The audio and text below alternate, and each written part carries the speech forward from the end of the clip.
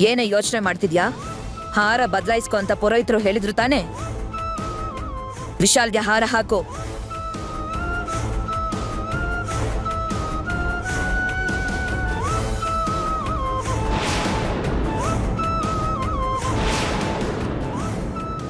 ಕರೀದೇ ಇರೋ ಎಂಗೇಜ್ಮೆಂಟ್ಗೆ ನೀವ್ಯಾಕೆ ಬಂದಿದ್ದೀರಾ? ನಾನು ಅದಕ್ಕೆ ಬಂದಿಲ್ಲ.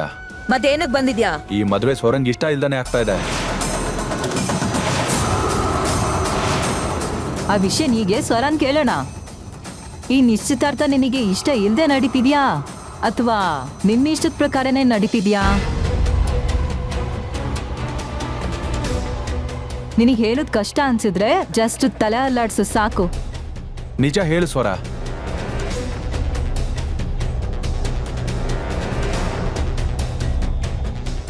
ಮಾತಾಡು ಮಾತಾಡು ಮಲ್ಲಿಗೆ